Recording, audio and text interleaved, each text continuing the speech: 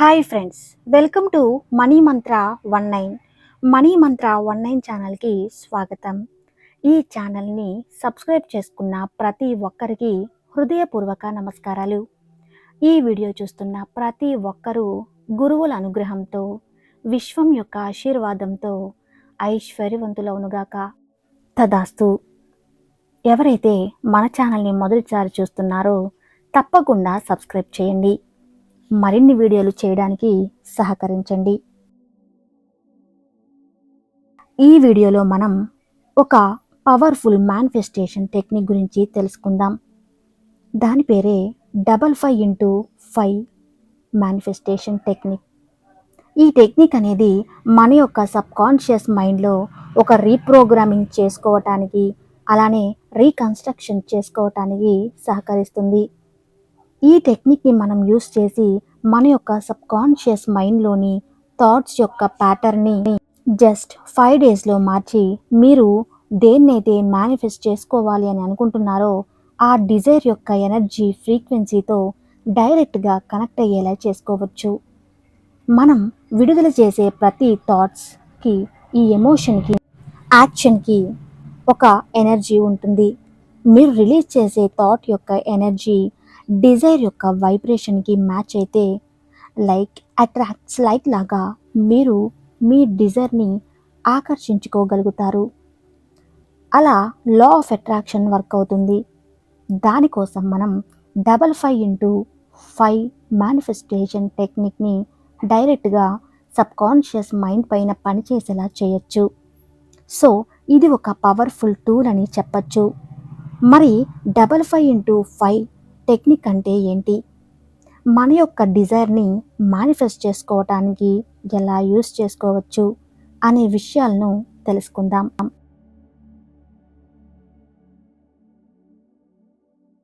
ఒక టెక్నిక్లో మనం ఏదైతే మేనిఫెస్ట్ చేసుకోవాలి అనుకుంటున్నామో అటువంటి డిజైర్లో కేవలం ఒకటి మాత్రమే మీరు చూస్ చేసుకోవాలి. ఇప్పుడు మీరు చూస్ చేసుకున్నటువంటి డిజైర్ తాలూకు ఒక ఎఫర్మేషన్ని రెడీ చేసుకోవాలి. ఒక్క డిజైర్కి ఒక్క ఎఫర్మేషన్ని యూస్ చేయాలి. ఆ ఎఫర్మేషన్ని ఎలా సెలెక్ట్ చేసుకోవాలో దానికి కూడా కొన్ని రూల్స్ ఉన్నాయి. ఇక్కడ మీరు సెలెక్ట్ చేసుకున్న ఎఫర్మేషన్ అనేది చాలా స్పెసిఫిక్గా ఉండాలి, ప్రెజెంట్ టెన్స్లో ఉండాలి, అలాగే షార్ట్గా ఉండాలి, అలాగే లాంగ్ ఉండకూడదు. ఇకపోతే మీరు చూస్ చేసుకున్న ఎఫర్మేషన్కి కృతజ్ఞత భావాన్ని కూడా యాడ్ చేయాలి. దానికి ఎగ్జాంపుల్గా నేను ఒకటి చెప్తాను. ఫర్ ఎగ్జాంపుల్, మీరు ఒక 10,000 రూపాయలను ఈ వారంలో మేనిఫెస్ట్ చేసుకోవాలి అనుకుంటున్నారు అనుకోండి. అది మీరు ఒక చిన్న డిజైర్ని సెలెక్ట్ చేసుకోవాలి అనుకుంటే దాని తాలూకు ఎఫర్మేషన్ని ఇలా ఉండాలి: నేను ఈ వారంలో 10,000 రూపాయలు అందుకున్నందుకు కృతజ్ఞతలు. ఇలా యూనివర్స్కి మీరు కృతజ్ఞత పూర్వకంగా మీరు ఎఫర్మేషన్ని రెడీ చేసుకోవాలి. I am so thankful to receive 10,000 rupees this week. ఇలా మీరు ఒక పవర్ఫుల్ ఎఫర్మేషన్ని చూస్ చేసుకోవాలి. ఇప్పుడు మీరు ఈ ఎఫర్మేషన్ని యూస్ చేయడానికి ముందుగా మీరు ఏదైనా డైరీని కానీ బుక్ని కానీ మీరు తీసుకోవాలి. ఈ బుక్లో మీరు ఇప్పుడు ఏదైతే పర్ఫెక్ట్ ఎఫర్మేషన్ని క్రియేట్ చేసుకున్నారో ఆ ఎఫర్మేషన్ని 55 టైమ్స్ ఈ పవర్ఫుల్ ఎఫర్మేషన్ని మీరు స్క్రిప్ట్ చేయాలి, అంటే రాయాలి. సో ఇలా గనక రాయటం వల్ల ఏమవుతుంది అంటే మన మైండ్ని రీప్రోగ్రామింగ్ చేసుకోవటానికి చాలా యూస్ఫుల్ అవుతుంది. ఒక 55 టైమ్స్ ప్రతిరోజు 5 continuous days, for example Monday start చేస్తే డిస్కంటిన్యూ కాకుండా రాయండి. మండే టు ఫ్రైడే ఏ రోజు కూడా బ్రేక్ ఇవ్వకుండా మీ యొక్క పవర్ఫుల్ ఎఫర్మేషన్ ఏదైతే చూస్ చేసుకున్నారో మీ యొక్క డిజైర్ని మేనిఫెస్ట్ చేసుకోవటానికి ఈ ఎఫర్మేషన్ని ఒక పేపర్లో 55 టైమ్స్ రాయాలి. ఒకే సిట్టింగ్లో రాయాలి. సో ఇక్కడ నేను ఒక టిప్ చెప్తాను.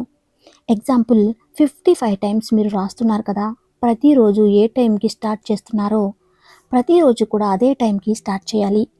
మీరు గనక ఇలా ఎగ్జాక్ట్ టైమింగ్ అనేది ఒక 24 అవర్స్ గ్యాప్ అనేది మీరు ఇచ్చుకున్నట్లయితే గనక మంచి రిజల్ట్స్ అనేది మీరు కనిపిస్తాయి. సో, ఇలా మీరు ఎఫర్మేషన్‌ని ఒకసారి ఎఫర్మేషన్ రాయడానికి కూర్చుంటే మీరు 55 టైమ్స్ కంప్లీట్ అయ్యే వరకు కూడా లేగకూడదు. అలానే బుక్‌ని క్లోజ్ కూడా చేయొద్దు. సో, ఇలా 55 టైమ్స్ రాసేటప్పుడు ఎఫర్మేషన్ మీరు ప్రెజెంట్ టెన్స్‌లోనే ఉండాలి. మీకు మీ యొక్క డిజైర్‌ని మీరు మేనిఫెస్ట్ అయినట్టుగా ఫీల్ అవుతూ రాయాలి. ఇలా మీరు ఎఫర్మేషన్ రాసినప్పుడు మీ మైండ్ వేరే వాటిపైకి డైవర్ట్ అయినా సరే మీరు మళ్ళీ కంటిన్యూస్గా మీ మైండ్ని మీరు రాస్తున్న దానిపైనే తెచ్చుకోవాలి. సో, దానికన్నా బదులుగా మీరు కొంచెం పెద్దగా చెప్పుకుంటూ రాస్తున్నట్లయితే గనక మీకు మంచి హెల్ప్ఫుల్ అవుతుంది. సో, ఇలా రాస్తున్నప్పుడు మళ్ళీ ఇంకా ఆ బుక్ క్లోజ్ చేసేసాక మీరు ఇంకా ఎఫర్మేషన్ తాలూకా ఆలోచనలకి మీ మైండ్‌లోనికి రానియద్దు. రాసేంతసేపే మీ మైండ్‌లో ఉండాలి. బుక్ క్లోజ్ చేశాక ఏ ఆలోచనలు మీ మైండ్‌లో ఉండకూడదు.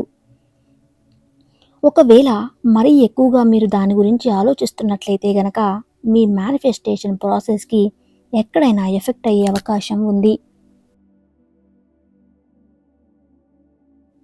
ఎందుకంటే మనం ఎప్పుడైనా సరే ఇట్లాంటి ఆలోచనలు ఎక్కువగా అయిపోతే మనకు తెలియకుండానే చిరాకు, కోపం వస్తాయి. ఎందుకంటే అది మనకు జరగలేదు కాబట్టి ఇంకా ఆలోచిస్తున్నాము. సో, మనం దేని గురించి అయితే ఎక్కువగా కావాలి, కావాలి అని ఆలోచిస్తామో అంటే ఇక్కడ లేమిని సూచిస్తుంది కాబట్టి దాని తాలూకా ఆలోచనలు రావాల్సిన అవసరం లేదు. కేవలం మీరు ఎప్పుడైతే మేనిఫెస్టేషన్ టెక్నిక్‌ని యూజ్ చేస్తున్నప్పుడు, ఎప్పుడైతే రాస్తున్నారో ఆ స్క్రిప్టింగ్ టైమింగ్‌లో మాత్రమే మీ పవర్‌ఫుల్ ఎఫర్మేషన్, మీ డిజైర్ తాలూకా ఆలోచనలు వస్తే చాలు. ఇకపై మీరు రోజంతా ఆలోచించాల్సిన పని లేదు. ఇలా ఆలోచిస్తుంటే ఆ తాలూకా మేనిఫెస్టేషన్ అనేది నెగెటివ్ అయ్యే అవకాశం ఉంది. చిన్న చిన్న డిజైర్స్ అనేవి ఈ టెక్నిక్‌ని యూజ్ చేయటం వల్ల ఈజీగా మేనిఫెస్ట్ చేసుకోగలుగుతారు.